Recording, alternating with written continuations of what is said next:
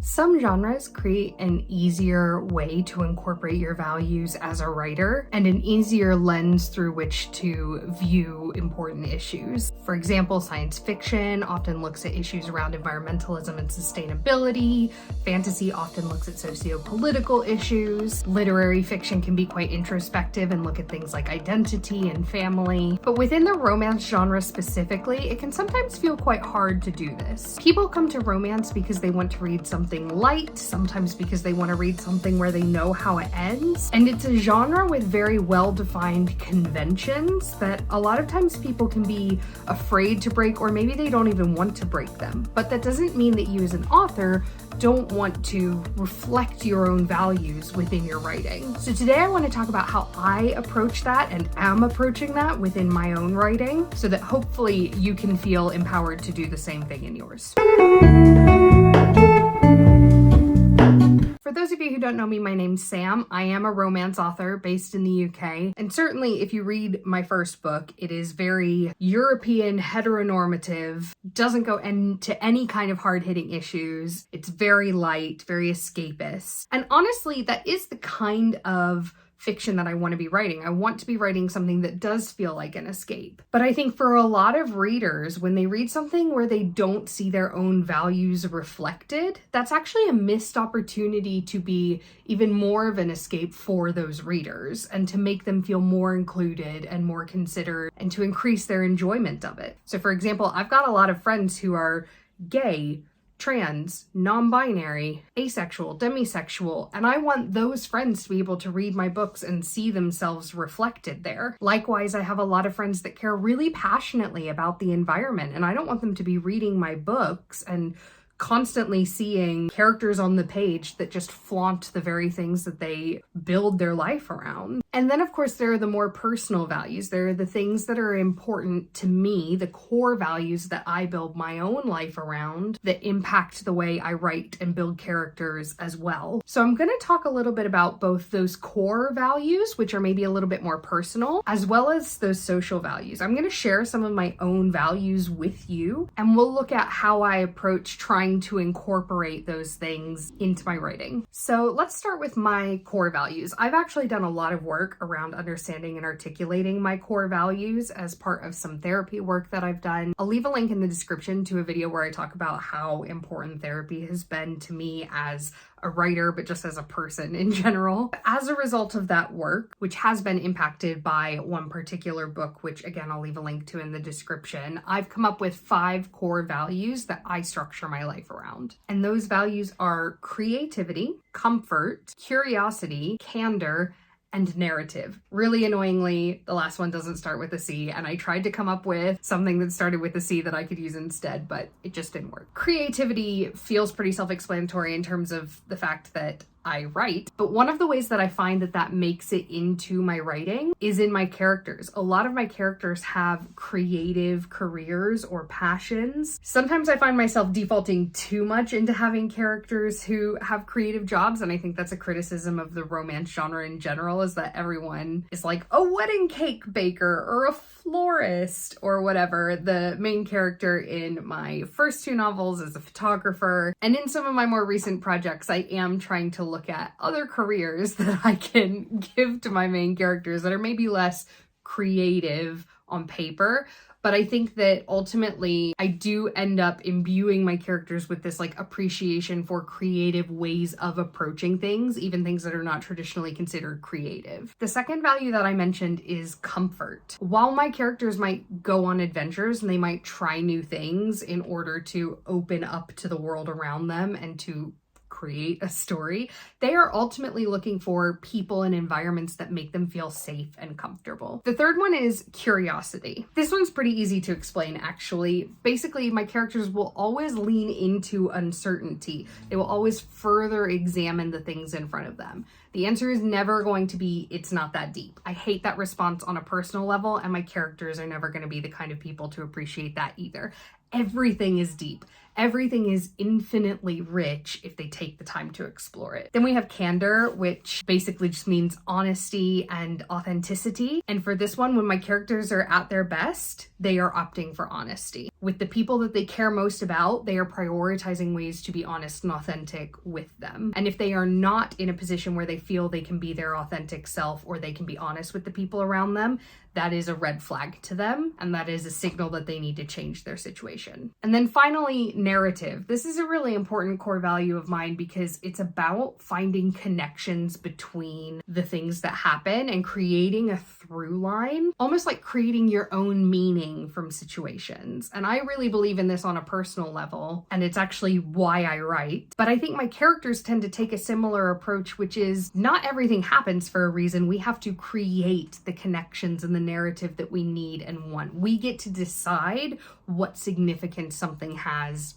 in our life. And the agency that comes with that is really empowering, and a lot of my stories are journeys of empowerment. So those are my core values and how they reflect within my writing. But now let's talk about social values, which I suspect is what made you click on this video to begin with. Social values are much harder to articulate within the romance genre without coming across as preachy, but I do think that there are ways that you can do it. And I think that the best way is to create characters that share those values. Even if it's not your main character, having maybe side characters that really show that as a key character trait. I think that where it can start to feel preachy sometimes is where these values are tied to your character arc. So as examples, my social values. Editing Sam here. I'm feeling like an absolute dunce because I went through this video and I ticked it off on my list, I think because I mentioned it at the beginning, but I didn't actually go through it in this core values section, is representation. I think that representation is super important. And I know that sometimes the concept of like own voices and stuff can be a little bit confusing and controversial, but I don't think that that's any reason to write a book that's not a reflection of the world that I actually live in. And the people around me and the people in my life are incredibly diverse in terms of their gender, their sexuality, their ethnicity, their belief systems, the way they live their lives. And for me, on a personal level, that creates such a rich tapestry and a way for me to grow and learn as a person. And why would I not give that to my characters as well? And I think as long as you go about representation and diversity in your stories in a respectful way, maybe pay some sensitivity readers if it's not an identity that you yourself have, then I think it's not only acceptable, but actually a really important thing for you to include narratives that are not just completely white heteronormative narratives, so that literature and the canon can better reflect the world that we actually live in. Number one, sustainability. I try my best to live a sustainable life. I'm not perfect, and basically I just create characters that do the same thing. They may not even consciously be thinking about the fact that, oh, this would be more sustainable, but it's going to be a part of their decision-making process, and their life is going to be one where they're doing their best. And they're doing so with awareness to the impact that their actions and their decisions has on the world around them. The second one is community care. And I see this happening a lot in just the way that my groups of characters are structured. It's a little bit different than found family, because I think family and community are two very importantly distinct things, but my characters tend to find themselves in situations where they do have support networks and safety nets and people they can go to for different things. You'll find, for example, in the books that I've published, that there is a really tight community that look out for each other, and there's lots of different people that have lots of different things to offer to that community. And showing the romanticism of that, I think, is an important part of how I live out that value within my writing. The third one is equity. Now, equity is different than equality because it's not about everyone getting the same thing. It's about everyone getting the appropriate thing to put everyone on even playing ground. So it involves an acknowledgement that not everybody starts at the same place in our modern society. And so people might need different resources in order to maintain an equal playing field or achieve it to begin with. This is also sometimes called like the Mario Kart approach, where the further ahead you are in Mario Kart, the the less good power-ups you get. You get the best power-ups when you're at the back because it gives you a more equal chance and it gives you a closer race. This is something I believe really strongly in. And it's also one of the things that can come across as quite preachy if it's done really explicitly within the text. So what I try to do is create characters that are not afraid to like promote other people and encourage other people, sometimes ahead of themselves, and who don't get bent out of shape when somebody else, especially someone from a less privileged background, gets something that they wanted. They will celebrate that. So I try to go for like a leading by example approach with that particular value. And then the last social value that I have is self-awareness. And you might be wondering, is that a social value? But I think when you consider the level of willful ignorance that can exist within society, self-awareness is a very important social value. And I think self-criticism as well, being able to turn a critical eye to oneself, is an important part of it. Now, this is one where I think that having a character arc of self-awareness is actually appropriate because most stories have some element of self-discovery at the heart of the character arc. But I think in a more nuanced way, my characters really reflect this in the sense that they're very pro-self-discovery. Again, kind of going back to that personal value of curiosity, never saying it's not that deep. They'll always interrogate the things in front of them and try to search for that deeper meaning. They're very pro-therapy, pro-mental health maintenance. These are things that I want to be encouraging within my books. Whether you think it's realistic or not, I don't care. If people reading my books get the impression that people are more tolerant towards those things, then I have done my job. So these social values can be a little bit more difficult to incorporate, and I do have to be really cognizant of whether I'm sometimes maybe trying to integrate them a little too much, or whether I'm going to the other end and they're not showing up on the page at all, and be really intentional about trying to add them in.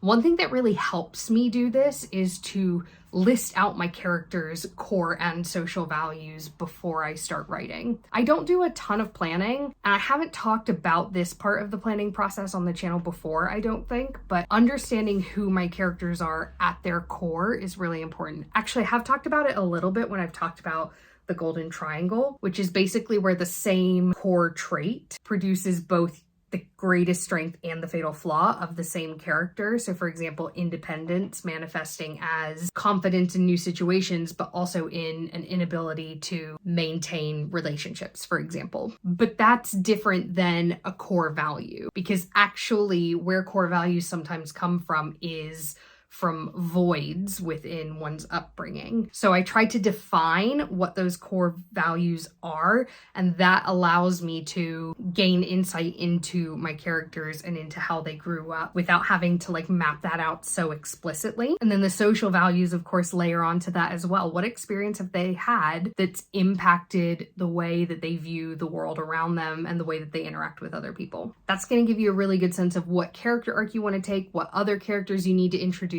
in order to facilitate those values and in order to amplify them within the story. Or maybe depending on what you're writing, you want to introduce characters that are going to contrast with those values and are maybe going to challenge some of those values. For me, writing romance, I try to be subtle with it, but like I said, in other genres, you can get a little bit more explicit with it on the page, and it may be that you craft your entire story arc around some of these values. I know this advice has been quite specific to me. I hope it's still been helpful to you, and hopefully you can see that if you do have strong values and you have messages that are important to you and are important parts of your life, those are things that can still be reflected in your writing without coming across as preachy, without alienating readers. And I can only speak for myself when I say that it's actually quite rewarding to do so, because you feel like you've put something out that is a reflection of who you are as a person. If you found that useful, be sure to hit subscribe. I've got a lot more videos coming your way. And as always, thank you so much for watching. I will see you next time. Bye-bye.